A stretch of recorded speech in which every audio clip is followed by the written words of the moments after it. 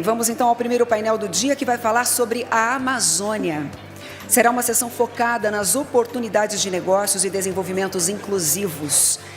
Para moderar esse painel, teremos Kennedy Alencar, da Rede TV, e para debater esse assunto, Juliana Lopes, diretora de Natureza e Sociedade do Conselho Empresarial Brasileiro para o Desenvolvimento Sustentável, também Gabriel Azevedo, chefe de Planejamento do Bidinvest, Carlos Nobre, pesquisador sênior do Instituto de Estudos Avançados da USP, e Paulo Monteiro dos Reis, diretor sócio do Manioca e presidente da Associação dos Negócios de Bioeconomia da Amazônia. Convidamos todos aqui ao palco para darmos início, então, aos nossos painéis desse segundo dia. Com a palavra, o moderador. Obrigado. Bom dia a todos e todas. Vamos aproveitar o tempo. Temos um painel curto aqui com 4 painelistas. O tema é Amazônia, Negócios e Desenvolvimento Inclusivo. Quero agradecer muito o convite da Apex e do BID, especialmente ao governador Jorge Viana. Muito obrigado, muito honrado. A Helena Chagas também, uma grande jornalista que me convidou, minha amiga. Agradeço. Vamos lá, apresentar os painelistas nossos. Ao meu lado aqui está a Juliana Lopes. Ela é diretora de Natureza e Sociedade do Conselho Empresarial Brasileiro para o Desenvolvimento Sustentável, o SEB-DS. Temos o Carlos Nobre, pesquisador sênior do Instituto de Estudos Avançados da Universidade de São Paulo, a USP. O Gabriel Todd de Azevedo, diretor-gerente do Bidinvest. E o Paulo Monteiro dos Reis, diretor sócio da Manioca e presidente da Associação dos Negócios de Bioeconomia da Amazônia. A gente vai começar com uma pergunta geral, focada no tema do painel, que é os negócios e o desenvolvimento inclusivo. Cada um vai ter 5 minutos, depois a gente parte para uma interação maior entre a gente sobre alguns outros temas, né? Eu queria aproveitar, então, dar a palavra para a Juliana começar. Juliana, na sua visão, quais são aí as oportunidades de negócio combinadas ao desenvolvimento inclusivo que você quer destacar no nosso painel? Perfeito. Muito obrigada, Kennedy. Gostaria de agradecer e parabenizar também a Apex, ao BID e ao governo brasileiro pelo convite para participar do evento hoje. Bom, inicialmente eu gostaria de destacar que é crescente o interesse da vanguarda do setor empresarial brasileiro em investir no desenvolvimento inclusivo da Amazônia. E o exemplo mais notório disso é o movimento empresarial pela Amazônia, que foi lançado em 2021, como resultado de um chamado dos CEOs das maiores empresas brasileiras que participam do CBEDS. Então, nós temos uma instância que é o Conselho de Líderes, em que participam todos os presidentes dessas empresas, e em 2021 eles nos provocaram a liderar essa articulação para atuar no combate ao desmatamento na Amazônia. Então, foi a semente lançada para esse movimento empresarial pela Amazônia, e desde então a gente tem atuado em frentes de advocacy para trabalhar com a estruturação, desenho de políticas públicas, todo o sistema de comando e controle, mas também capacitações e articulação para mobilizar mais investimentos para o território amazônico. Então, esse assunto está na pauta corporativa, e a percepção de risco, que foi a motivação inicial, pouco a pouco também se transforma em um entendimento, uma percepção de oportunidades. Então, acho que o primeiro aprendizado, né, é que a gente, a partir dessa articulação, a gente fez um estudo de boas práticas empresariais na Amazônia, em que analisamos mais de 140 iniciativas empresariais. Dessas, nós destacamos 11 cases que têm potencial de replicabilidade. E aí as atividades, elas vão desde, por exemplo, aceleração de startups, negócios de impacto, também a parte de tecnologia para monitoramento remoto, de desmatamento, restauração. Então, toda essa gama de projetos foi analisado a fundo, e foram 2 fatores de êxito que nós destacamos e, desde então, se tornaram premissas para orientar esse trabalho visando aumentar o investimento na Amazônia. a conexão com políticas públicas, então esse é um fator indispensável. E 2, a parceria com os atores locais do território. Então, todo esse trabalho ele deve partir sempre dessa escuta a quem está no território para entender essas necessidades e co-criar soluções sustentáveis de impacto. E agora, para materializar um pouco mais essa oportunidade, eu acho que a gente tem uma grande uma janela de oportunidade, né, que é curta, então a gente precisa acelerar aí a ação. E eu destaco a sociobioeconomia como um campo a ser fomentado, fortalecido, que engloba desde atividades da economia da floresta em pé, então a gente está falando da sociobiodiversidade, mas também de restauração. E só para dar uma ordem de grandeza, né, hoje a Amazônia contribui com cerca de 9% do PIB nacional, mas com base num modelo de desenvolvimento que não gera prosperidade, gera, no máximo, pequenos ciclos curtos de crescimento, né? E a gente tem essa situação anacrônica que 50% das emissões são geradas na Amazônia. Se a Amazônia fosse um país, certamente seria o mais emissor do mundo. Então, é um exemplo, se a gente fazer o recorte apenas da dimensão econômica, a gente não tem uma racionalidade, então é urgente que se busque um novo modelo de desenvolvimento para a região. E aí, para dar um pouco de dimensão para o potencial e para essa oportunidade, hoje a atividade da economia da floresta em pé, ela pode agregar mais de 2 trilhões ao PIB, gerando 2 milhões de empregos. Então, essa é a tônica, a gente precisa acelerar esses investimentos. E aí tem 2 fatores que são importantes e que a gente trabalha nessa articulação com o setor empresarial. Então, o combate à ilegalidade, porque hoje nosso principal concorrente são as atividades ilegais, não existem brechas. E essa segurança jurídica ela é importante para superar a alta percepção de risco que ainda existe do setor empresarial. Então, isso acaba inibindo investimentos. Então, a gente precisa atrair esse investimento responsável e captar o paciente para conseguir estabelecer as bases e fortalecer essa nova economia da floresta em pé. Paula, obrigado aí. Estamos com o tempo curto, já vou passar a palavra para o Gabriel. Gabriel, quais são aí as oportunidades combinadas ao desenvolvimento inclusivo que a gente tem para a Amazônia? Palavra com você, meu caro. Obrigado, bom dia a todos, bom dia, Kennedy, colegas do painel. Uma honra estar ao lado do professor Carlos Nobre, sempre.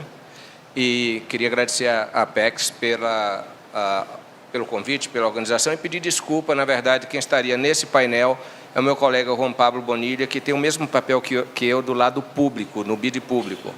Eu estou no BID Invest, que é o braço privado, mas o voo teve um problema, ele não pôde chegar, e como nós trabalhamos juntos no programa do BID da Amazônia, eu fui chamado de última hora para compor. Então, espero fazê-lo bem e transmito um abraço do Juan Pablo. Bom, com relação à Amazônia, o presidente do BNDES hoje falou 40, 50 milhões de pessoas, dependendo de como você define, né?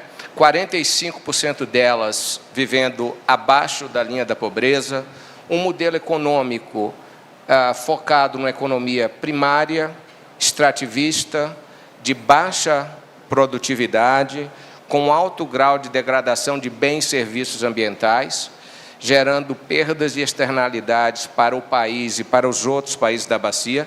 O que nós precisamos fazer é desenvolver e inverter essa lógica.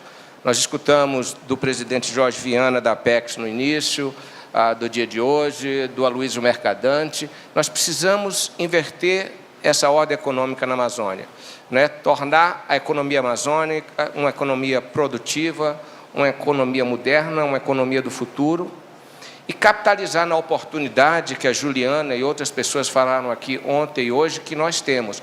Por um lado, oportunidade, e, por outro lado, uma necessidade absoluta. Outra vez o presidente Mercadante falou, ano mais quente, mês mais quente, dia mais quente. O seja, uma necessidade absoluta, um sentido de urgência, nós temos que agir com esse sentido de urgência, não há mais tempo a perder. E, por outro lado, uma oportunidade que está sendo, nesse momento, capitaneada não só pelo desejo de investir, pela liquidez no mercado internacional, mas também por uma nova liderança nos países amazônicos, que tem sido liderado principalmente pelo governo brasileiro, né? Foi criado um fórum de ministros de planejamento amazônico, várias reuniões, é um fórum que é gerenciado com o apoio do Grupo BID, do próprio presidente Ilan, que tem na Amazônia uma das suas prioridades para a gestão dele, o primeiro presidente brasileiro da história do BID. E nós, no banco, já trabalhávamos na Amazônia, do lado público nós temos uma carteira de cerca de 2 bilhões de dólares na Amazônia, em vários setores, e queremos ser parte dessa nova economia amazônica, não é? Capitalizando nas características naturais, nas características culturais, sociais da região, nesse cenário mundial que oferece enormes oportunidades, mas também que traz para todos nós um senso de responsabilidade, um senso de urgência. E nós temos no BID uma visão estratégica para a Amazônica bastante holística. Nós não temos uma visão apenas de conservação. Nós temos uma visão holística de integração, de promover o acesso à oportunidade para as pessoas que aí vivem, uma visão que busca a modernização das cidades, as cidades amazônicas brasileiras, né, uma região no Brasil 72% urbana, é uma região onde as capitais talvez estejam entre as capitais mais carentes do Brasil a nível de acesso a serviços básicos, como serviço de água, saneamento, saúde e outros. Então, essa lógica também tem que ser invertida na Amazônia. Rapidamente, tem um minuto, eu quero falar que, diante dessa nova ambição global, dessa nova ambição regional dos países amazônicos e do própria visão estratégica do BID, do Grupo BID, das 3 janelas, o BID, que trabalha com o setor público, o BID Invest, que trabalha com o setor privado, e o nosso laboratório de inovação BID Lab, nós, sob a liderança do presidente Ilan, criamos uma iniciativa que se chama Amazônia para Sempre, centrada em 5 pilares: combater o desmatamento, a bioeconomia, pessoas, se trata justamente do acesso a serviços, cidades e infraestruturas sustentáveis e agricultura, pecuária e silvicultura sustentáveis. E estamos buscando coordenar todos os esforços das janelas do BID, através do setor público, com políticas públicas, com parcerias, por exemplo, com o BNDES, com o Estado do Pará, através do setor privado, estamos trabalhando já com diversas empresas da região, nas suas cadeias de valor, em financiamento diretos a elas, e com outros atores da sociedade civil que trabalham conosco, buscando maximizar, fazer com que 1 mais 1 seja maior que 2. Nesse esforço também o presidente Ilan, o Brasil vai presidir o G20 e, coincidentemente, o Grupo BID presidirá no mesmo período o grupo dos multilaterais, e essa liderança será do presidente Ilan. Então, nós estamos, através disso, trazendo outros multilaterais, assinamos um MOU com o Banco Mundial do lado público para trabalhar junto na Amazônia, do lado privado assinamos esse MOU com o IFC do Banco Mundial, estamos trazendo outros multilaterais para que não venhamos a competir nesse espaço, mas, ao contrário, venhamos a somar esforços. Eu vou parar por aqui, queria fazer também uma alusão nessa iniciativa, Kennedy, a Coalizão Verde, que foi mencionado, o presidente do BNDES mencionou, uma coalizão de bancos públicos e multilaterais, no qual, liderada também, o papel do BNDES é fundamental, e nós, no BIDivest, estamos nos organizando e esperamos lançar na COP a Coalizão Verde de bancos privados que queiram trabalhar em prol da Amazônia, facilitando o acesso e apoio às atividades na Amazônia. Então, já deixo o meu convite aqui aos bancos privados aqui presentes para conversar conosco. Obrigado. Gabriel, obrigado. Professor Carlos Nobre, palavra com o senhor. Oportunidades de negócio combinadas com desenvolvimento inclusivo para a Amazônia. Bom dia a todas e a todos. Muito obrigado pela oportunidade. Eu queria falar um pouquinho, pegar um pouco o que o presidente Mercadante falou, desse potencial que o Brasil tem de ser um dos líderes mundiais no combate à emergência climática. Como presidente Mercadante falou, nós podemos ser o primeiro país do mundo a zerar as emissões de gás de efeito estufa. Até o ano passado, nós éramos o 5º maior emissor. Esse ano, felizmente, já tivemos, outubro, uma redução de 50% no desmatamento da Amazônia brasileira. Excelente notícia, quase 250 milhões de toneladas a menos de gás carbônico emitidos para a atmosfera. Não seremos, a partir desse ano, o 5º maior emissor, talvez 6º ou 7º, mas podemos realmente ser o primeiro país a zerar as emissões. Para isso, obviamente, nós precisamos imediatamente zerar os desmatamentos, a degradação, o fogo na Amazônia e também, como vocês já estão sabendo, criar grandes projetos de restauração florestal, e isso que agora na COP28 o BNDES vai lançar um projeto chamado Arco da Restauração Florestal. Por que é tão urgente nós fazermos isso na Amazônia? Toda a Amazônia, mas principalmente a Amazônia brasileira. Porque, de fato, todo o sul da Amazônia está na beira do precipício, que nós chamamos em inglês tipping point. É o ponto de não retorno. Se passar desse ponto de não retorno, não tem mais maneira de recuperar. E o que é esse ponto de não retorno? É mais de 50% da floresta amazônica, todo o sul, leste, centro, se tornar um ecossistema degradado, ecossistema de dossel aberto. A gente chama savanização, entre aspas, porque a savana tropical Cerrado é riquíssimo em biodiversidade, armazena uma grande quantidade de carbono, mas é uma savana super degradada. Por que nós estamos na beira desse ponto de não retorno? Não é mais uma coisa para o futuro, nós já estamos na beira. Toda a estação seca no sul da Amazônia, 2,3 milhões de quilômetros quadrados, do Atlântico até a Bolívia, estão 4 a 5 semanas mais longa, em 40 anos.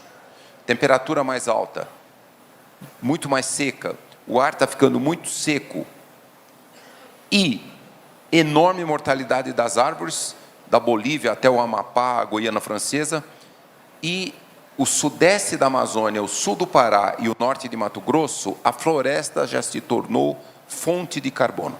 Então, esse é um risco tão grande. Então, nós temos, como eu falei, zerar o desmatamento, a degradação e o fogo. Os países amazônicos, felizmente, esse ano estão reduzindo. Brasil, esse enorme número, 50%. Proposta do governo federal e de governos estaduais, como o Pará, de zerar logo o desmatamento, a degradação, antes de 2030. E, então, mas nós temos também, ao mesmo tempo, que criar uma grande restauração florestal. Então, essa é a ideia do Arco da Restauração, que o BNDES vai lançar esse projeto na COP28, dia 2 de dezembro, às 3 da tarde, no Pavilhão do Brasil. Por favor, sintam-se todos convidados. E esse projeto vai começar a buscar mega financiamentos de restauração.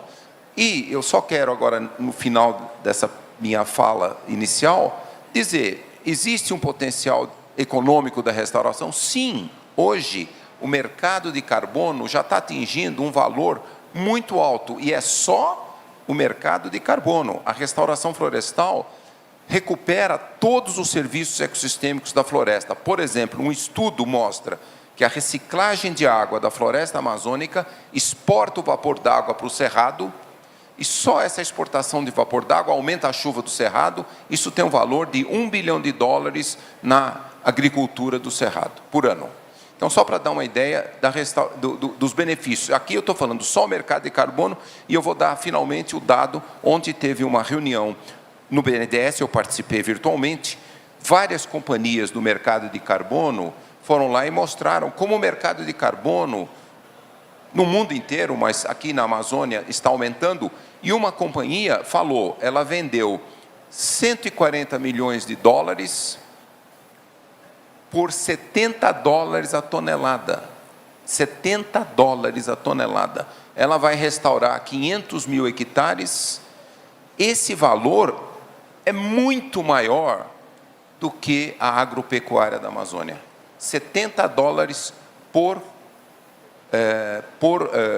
por tonelada, um hectare de floresta secundária crescendo rápido, ela recupera 10 a 18 toneladas de carbono. Então, isso vai dar $600, $700 por hectare por ano. A pecuária da Amazônia gera $100, a soja a soja na Amazônia, $200, $300 por hectare por ano. Então, isso mostra o gigantesco potencial que é esse projeto de restauração florestal. E finalizo dizendo, não só a Amazônia, mas o Brasil se tornando o país mais importante de restauração florestal do planeta, para manter o equilíbrio climático, não deixar a temperatura passar de 1,5 graus, Acordo de Paris, enorme desafio, nós precisamos remover mais de 5 bilhões de toneladas de gás carbônico por ano da atmosfera. O Brasil, se criar o maior projeto de restauração florestal do mundo, principalmente na Amazônia, nós podemos remover 1 bilhão de toneladas, 20% de todos os serviços da restauração florestal do planeta. Esse é um enorme desafio, mas eu acho que o Brasil pode liderar, e não preciso nem dizer, o setor privado, o setor financeiro, o setor de investimentos, um papel central para que os países amazônicos todos, mas em especial o Brasil, liderem a combater a emergência climática. Obrigado, Carlos. Passar a palavra para o Paulo para falar das oportunidades de negócios combinadas com o desenvolvimento sustentável na Amazônia. Paulo, por favor.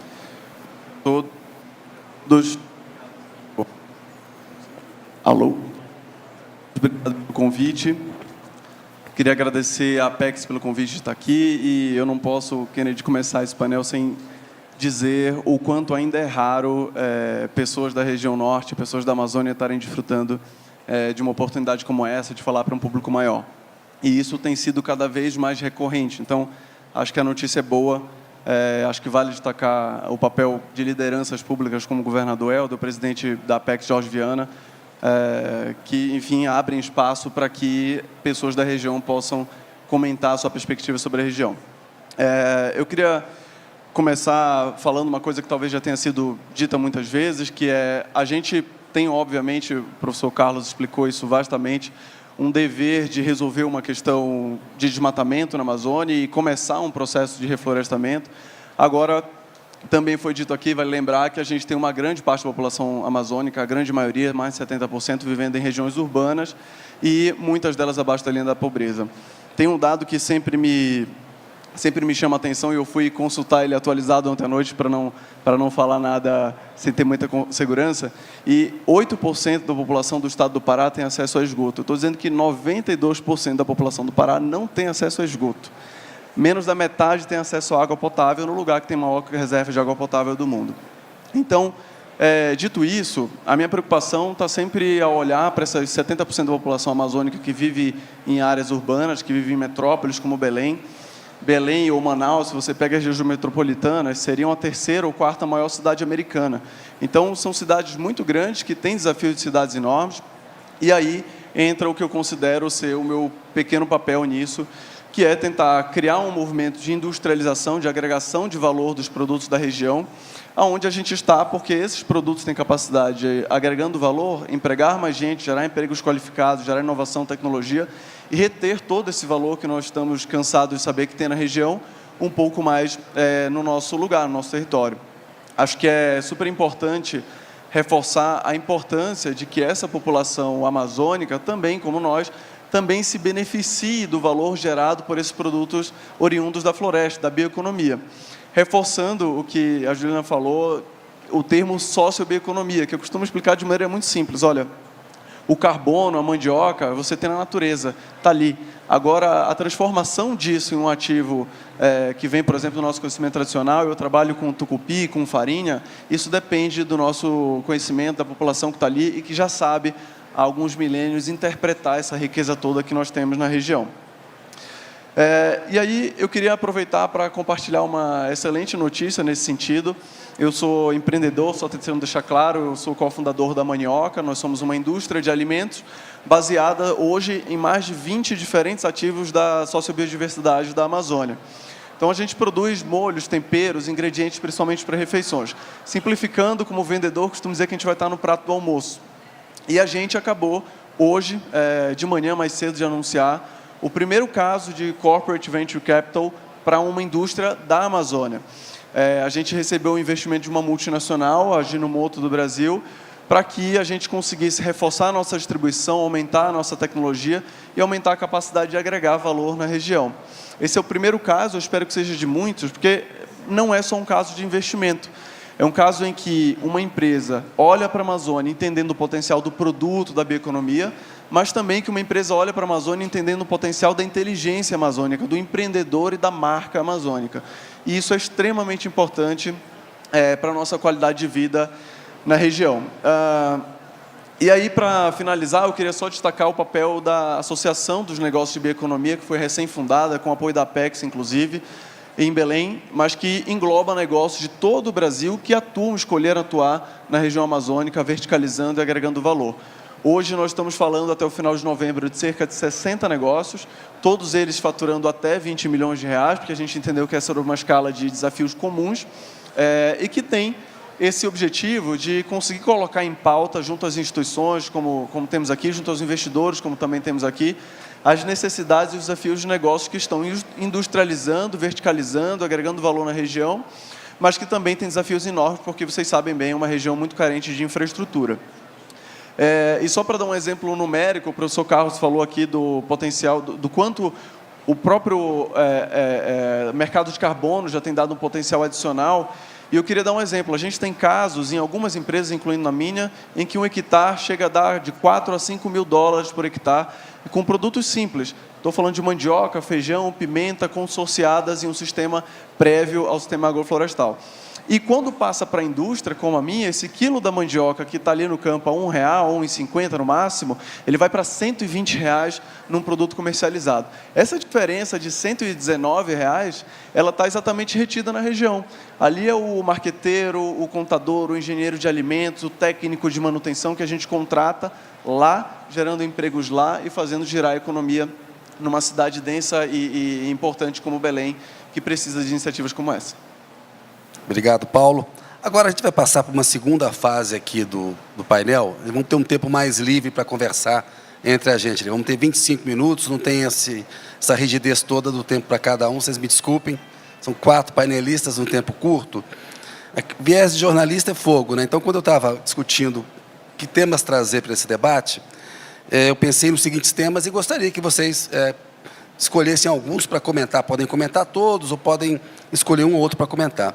Um tema que está muito em voga aí, na luz, é explorar petróleo na Amazônia, né? Se a floresta em pé, né, ela é fundamental para estabilizar o aquecimento global, ampliar a extração de petróleo na região, não vai na contramão disso? Queria uma análise de vocês, num contexto, o que nós temos? Emergência climática, o Mercadante abordou, o Carlos Nobre fala disso todo dia, deu os dados aí. Temos um plano de transição ecológica em curso pelo governo brasileiro e tem um discurso do Brasil, né, nos fóruns internacionais, essa coisa de como a Amazônia acende a luz verde e vermelha para a diplomacia brasileira. Acho esse tema importante. Um outro que tem a ver com esse é a extração de minérios também. Tem minérios ali fundamentais para as baterias elétricas, para geração de energia solar, eólica. Agora, essas jazidas, a maioria delas está concentrada numa área de proteção ambiental. E tem um lobby forte para permitir. É para permitir? Como permitir, se for permitir? Que regramento que tem que ter? Como analisar isso? Uma outra coisa importantíssima, criminalidade cresceu muito na Amazônia nos últimos anos. Uma coisa que elevou o desmatamento, o garimpo ilegal e o tráfico de drogas, né, como está ampliada no Brasil e em países da fronteira. E muitas vezes uma parte da população vê nessas atividades ilegais um complemento de renda, apoia, Então, a gente tem que oferecer uma alternativa. Eu queria que vocês, como especialistas aí que conhecem a região, pudessem falar um pouco disso.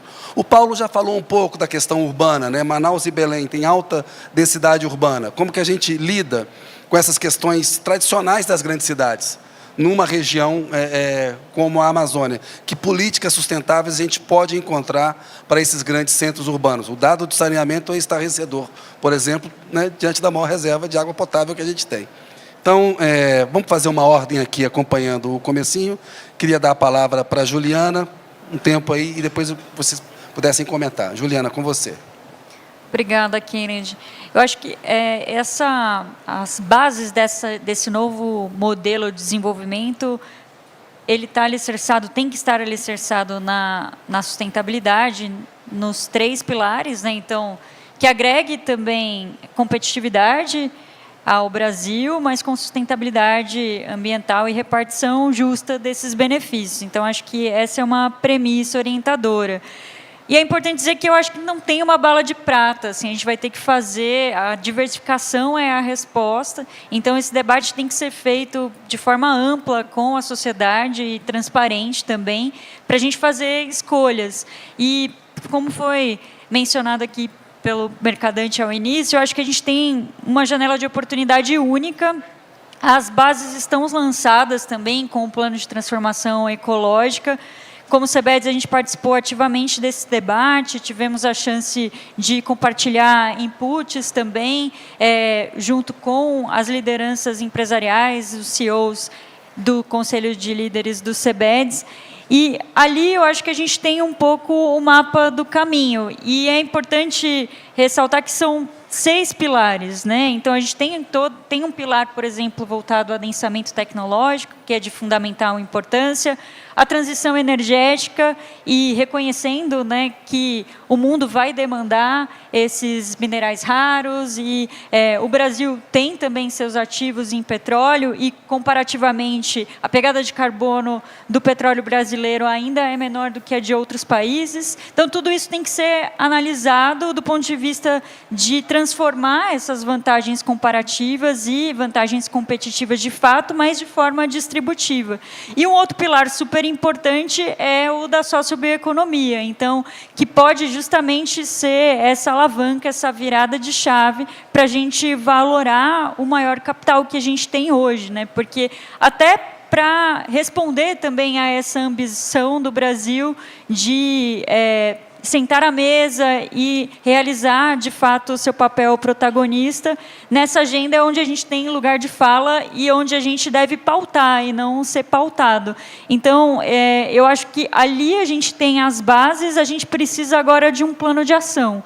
E aí eu entendo que essas parcerias e a priorização também de onde esse investimento deve ser direcionado, esse diálogo com as diferentes partes interessadas e o setor empresarial está muito aberto a não só discutir, mas também viabilizar, mobilizar recursos, porque esse é o grande desafio, a gente conseguir também mobilizar recursos com a escala e velocidade necessários para a gente fazer essa virada, e a janela é curta, né? A gente vai ter, nos próximos anos, vários fóruns importantes, o G20, a começar pelo G20, que tem, por exemplo, uma série de forças-tarefas em transição energética, clima, uma iniciativa de bioeconomia. Então, é um espaço super importante para a gente pautar e definir também essas prioridades e, a partir delas, direcionar investimento e estabelecer parcerias para a atração desse capital para o Brasil também.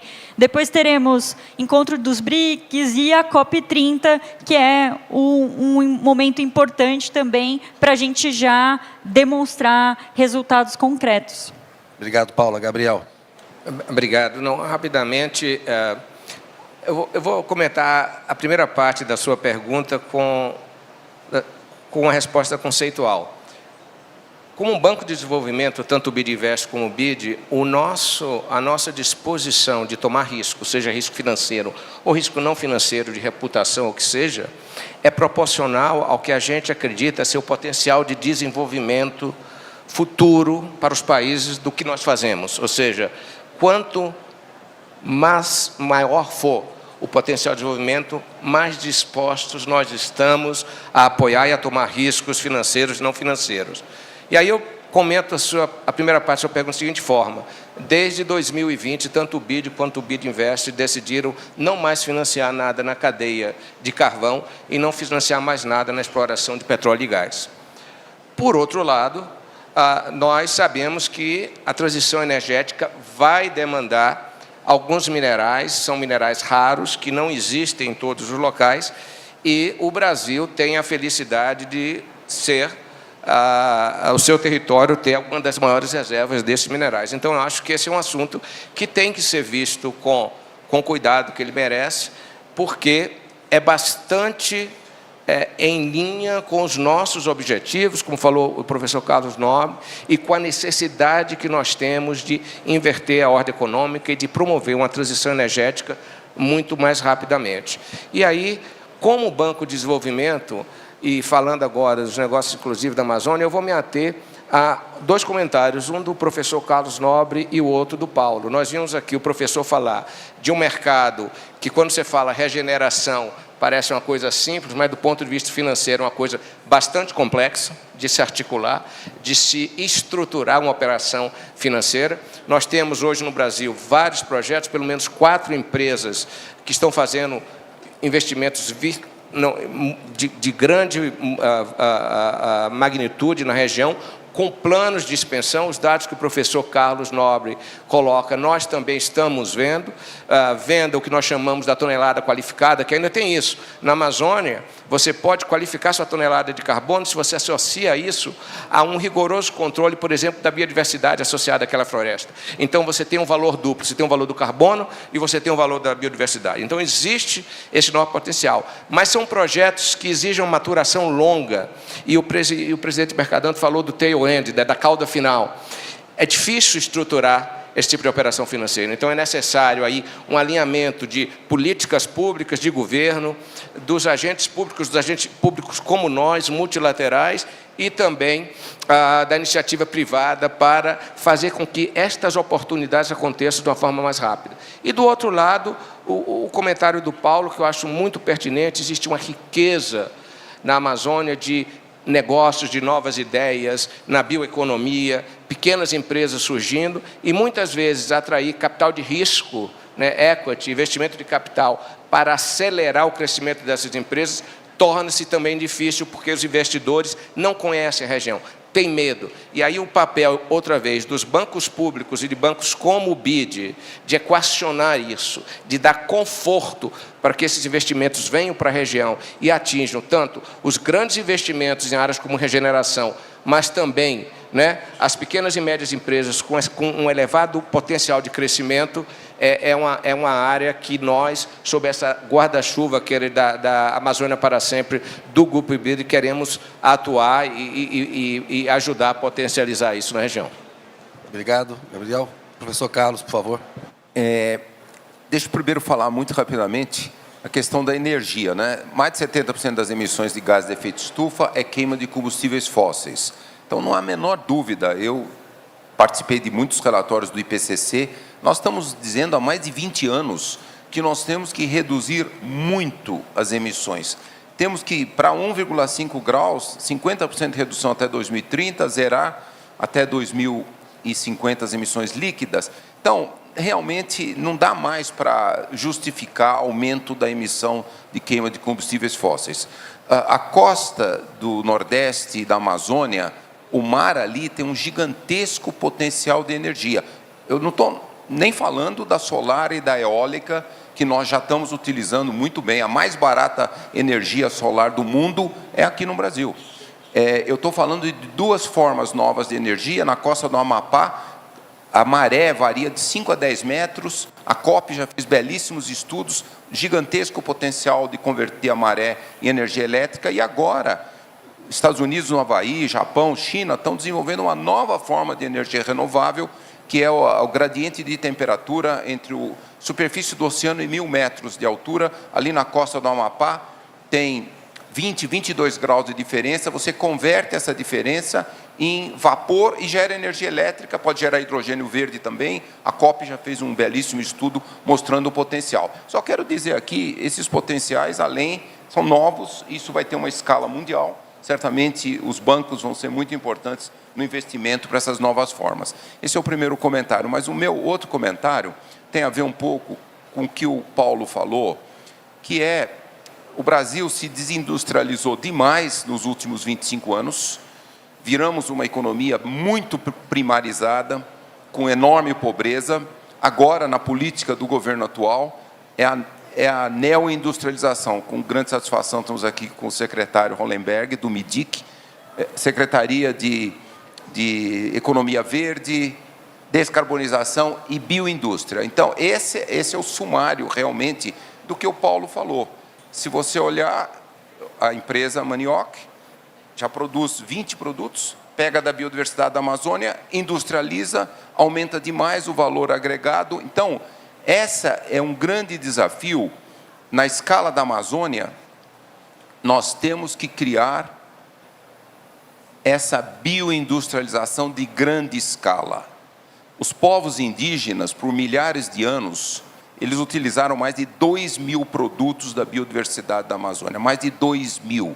Hoje a gente já está chegando 50, 60, várias cooperativas como a Canta, a Reca, a Manioc já processa mais de 20. Então, mas o potencial é gigantesco. E com industrialização, não existe país desenvolvido que não seja industrializado. País de classe média, não é verdade? É país industrializado, não tem como.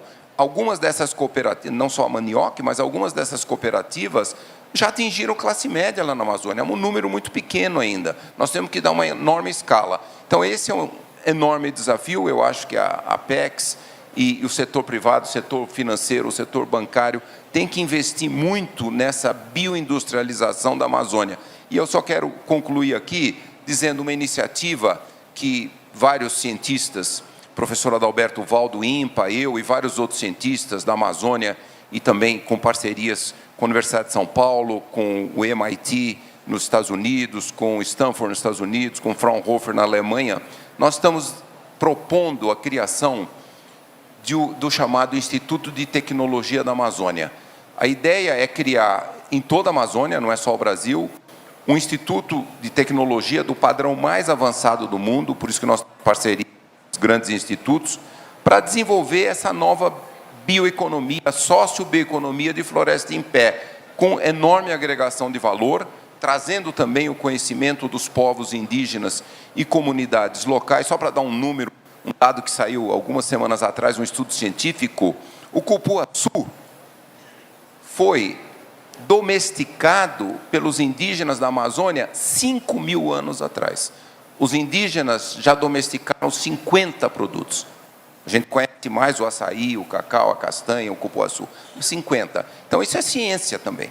Então, essa ideia, a construção desse Instituto de Tecnologia da Amazônia, a gente já desenhou, estamos desenhando o estudo de viabilidade, com parceria com vários países amazônicos, mas, principalmente, ele tem que ter vários polos de inovação. Também aqui, com grande satisfação, o nosso colega Seixas Lourenço, da Biotech, que é exatamente isso, como construir esses polos de inovação. É isso, é trazer a ciência mais avançada, a tecnologia mais avançada, vencendo o desafio de combinar com o conhecimento dos povos indígenas e comunidades locais e criar um grande instituto formando milhares de estudantes por ano para essa nova sociobioeconomia de floresta em pé. É isso, eu acho que é um grande desafio. Os países amazônicos do Brasil têm certamente que ir nessa direção e, lógico, nós precisamos de parceria com o setor privado, parcerias com o setor financeiro. Só para finalizar, esse estudo que nós estamos fazendo já está dizendo que a construção desse instituto, com pelo menos 5 polos de inovação, muita infraestrutura educacional, cursos de graduação, cursos de pós-graduação, cerca de 25 laboratórios avançados, flutuantes, fixos, móveis, isso custaria uns 500 milhões de dólares. E nós precisaríamos realmente buscar o financiamento de todos os países, do setor financeiro e do setor privado. Então, esse eu quero terminar como um grande desafio que fica para todos nós, de construir um Instituto de Tecnologia na Amazônia de altíssima qualidade para essa nova sociobioeconomia de Floresta em Pé.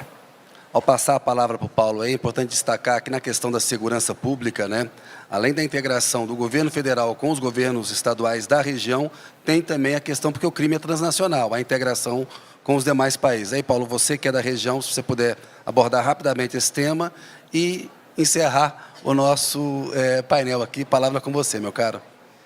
Obrigado. Eu queria pegar só o gancho do professor Carlos para destacar que, de fato, a gente está falando aqui de uma nova economia, mas, repetindo o que eu falei mais cedo, existe uma carência muito grande de infraestrutura. Eu dei uma olhada, por exemplo, no plano do BID, no Amazônia Sempre, e eu queria trazer um exemplo, que é a necessidade de a gente fazer um trabalho maior para estruturar cadeias para que esses negócios, como a gente está falando da mandioca, tenham capacidade de fazer sua verticalização. A gente teve um caso recente em que, para a gente conseguir fazer um produto funcionar, a conta de sobrepreço que a gente teria que pagar para que a cadeia fosse estruturada era de 430%. Num setor novo, numa região ainda totalmente desindustrializada, é pedir muito que esse investimento seja feito todo pelo setor privado, especialmente por negócios ainda novos e pequenos. Então, a gente conseguiu, por exemplo, recentemente financiar isso com a GIZ, que é a Cooperação Técnica Alemã no Brasil, e isso destrava uma capacidade de agregação de valor que a gente sente na ponta, nesse exemplo que eu trouxe do produto. Um outro ponto, você falou muito bem, é sobre dar segurança para esse capital de risco que já quer investir na Amazônia. Tem levantamentos diferentes, mas assim, facilmente a conta passa de R$1 bilhão disponíveis hoje para investir em negócio da Amazônia. Só que essa grana toda, ela está buscando uma espécie de novo Vale do Silício, uma coisa já bem estabelecida, com um setor de investimento superestruturado e com potencial de retorno gigantesco que ainda não existe na Amazônia. E para que isso passe a existir, é fundamental a gente contar com essas políticas de tanto de desenvolvimento de tecnologia, como essas políticas que, de alguma maneira, reduzem o risco de um fundo que vai investir na região e que, sendo um fundo privado, de alguma maneira, tem que ter um retorno mais seguro. Um outro ponto, reforçando esse aspecto do desenvolvimento tecnológico na região, é que a gente ainda tem um setor produtivo na região muito baseado em coisas de pouquíssimo valor agregado, como disse o professor. Mas mesmo nas indústrias, a gente está falando de empresas basicamente de alimentos ou de cosméticos simples. Então, sem querer ser grosseiro com nenhum setor, inclusive com o meu mesmo, mas a gente precisa que tenha na Amazônia, além de chocolate e geleia, que inclusive era o que eu produzia há pouco tempo atrás. Então, a gente precisa ter essa oportunidade de agregação de valor. E aí, queria destacar também algumas formas de diferenciar esse produto amazônico que eu tenho visto de forma recorrente e tenho 2 exemplos aqui na minha frente. Através do presidente Jorge Viana da Apex, a gente tem tido diversas oportunidades de mostrar esse valor agregado de marca e de identidade e dessa tecnologia tradicional do produto amazônico fora. Então, eu mesmo tive a oportunidade de estar recentemente numa feira nos Estados Unidos, onde o produto amazônico chama atenção por natureza, especialmente nesse mundo americano e europeu, a sustentabilidade e a produção baseada na floresta em pé cada vez mais chama atenção. E a segunda iniciativa, que eu também preciso comentar, é o selo recentemente anunciado pelo MDIC, que reconhece produtos feitos na Amazônia, dando também uma espécie de identidade e ajudando a diferenciar o produto que está sendo fabricado lá e promovendo a agregação de valor, como eu falei mais cedo, na região. E aí, para finalizar, desculpa um pouco fugir da sua pergunta central, eu queria destacar essas políticas necessárias que permitem essa reindustrialização brasileira, que de fato a gente vem perdendo há pelo menos 30 anos, de forma mais intensa, na Amazônia, aproveitando uma característica que nós temos. Surgiu recentemente uma proposta, uma ideia de uma zona franca de bioeconomia, e eu queria comentar um pouco sobre isso, porque existem muitas discussões e críticas, inclusive, sobre a Zona Franca de Manaus, mas tem umas diferenças importantes nesse projeto, que esse projeto pode ter, inclusive. Primeiro, uma conexão profunda com o potencial do bioma, do território, com aquilo que está próximo. Das centenas de empresas instaladas na Zona Franca de Manaus, eu cheguei a fazer um trabalho sobre isso, a gente não tem 5% dessas empresas ligadas a alguma coisa relacionada à Amazônia. Então, isso é o primeiro ponto que pode ser diferente numa proposta como essa.